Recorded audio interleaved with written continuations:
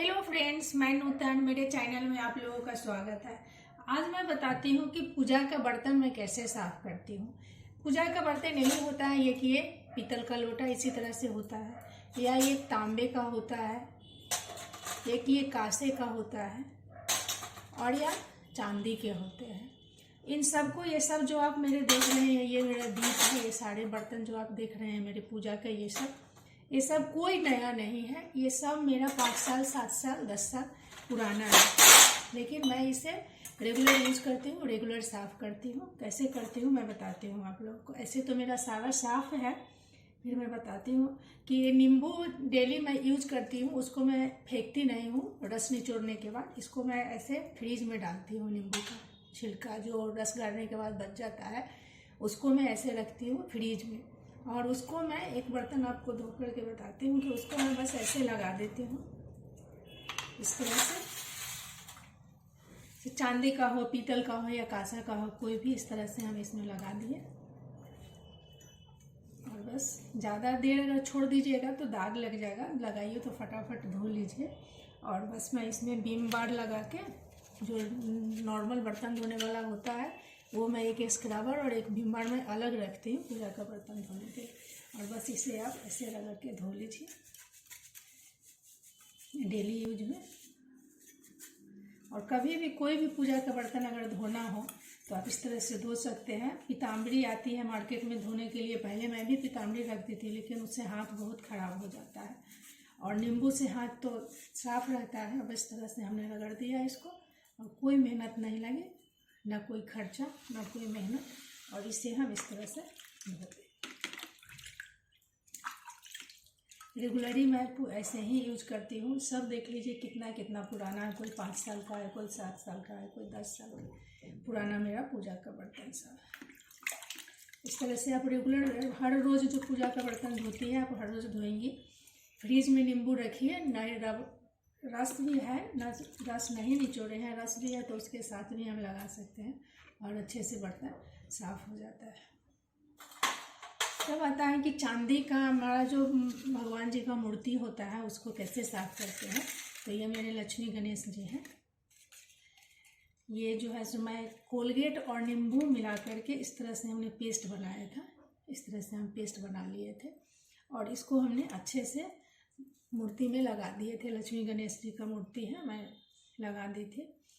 और अब इसको मैं क्या करूँगी, लगभग आधे घंटे छोड़ दिए हैं, क्योंकि मैं अक्सर साफ़ करती रहती हूँ तो मेरा बहुत ज़्यादा गंदा नहीं है।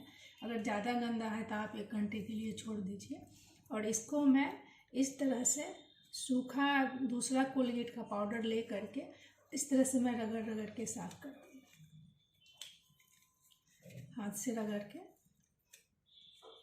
इस तरह से साफ़ कर देंगे।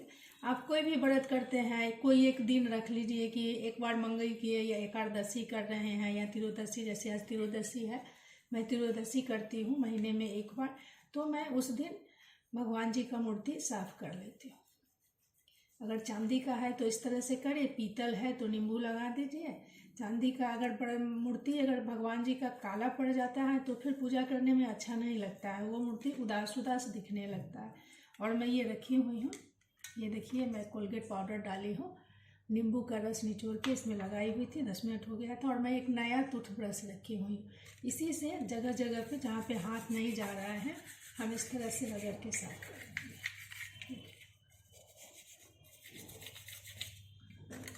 सूखा लगा करके और इस तरह से अच्छे से रगड़ के इसको साफ कर देंगे।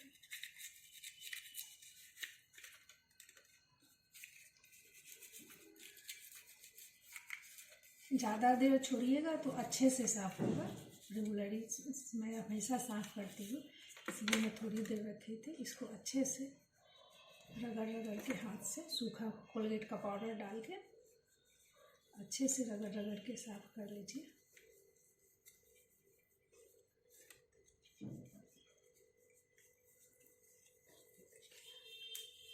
और अक्सर हम देखते हैं कि पूजा के लिए फूल कभी चुराकर नहीं चढ़ाना चाहिए। पूजा का फूल अगर आप चुराकर चढ़ाते हैं तो भगवान तो सब चीज़ जानते हैं, उनको पता है कि कौन किसने लगाया और किसने चुराकर तोड़ा और किसने चढ़ाया, उनको सब पता है। आप ना चढ़ाएं वो मंजूर, लेकिन पूजा का फूल कभी भी चुरा कर नहीं चढ़ाना चाहिए। जो आदमी लगाता है, अगर कभी कोई ओकेजनली आपका पूजा है, उसने अगर जाके आप उससे मांग लेते हैं तो 2-4 फूल वो खुशी खुशी दे देगा। लेकिन अगर किसी का फूल आप चुरा कर तोड़ते हैं तो उनको बहुत तकलीफ होती है और उनके ना चाहते हुए भी उनके दिल से बद्दुआ निकलती है। तो किसी को दुखी करके आप पूजा कीजिएगा। और पूजा से एक ही काम होता है कि बस पूजा करना है। फूल से एक ही काम होता है कि पूजा करना है, दूसरा काम नहीं होता है उससे। और क्यों हम किसी का, आजकल के ज़माने में सबके पास इतना अवेलेबल है कि फूल खरीद सकते हैं, फूल लगा सकते हैं। मैं आप लोग को बताऊंगी अपने गार्डन कि मैं बहुत ज़्यादा नहीं रखी हुई हूँ शौकिया फूल, मैं ऐसे ही रखी हुई हूँ कि जो पूजा के काम आ जाए। पूजा का फूल कभी भी आप चुरा कर नहीं चढ़ाइए, अच्छा नहीं होता है। ना चढ़ाए वो सही है, लेकिन पूजा का फूल कभी भी चुरा कर नहीं तोड़ना चाहिए, नहीं चढ़ाइए। तुलसी का पत्ता चढ़ा लीजिए, दूबी चढ़ा लीजिए, सही है।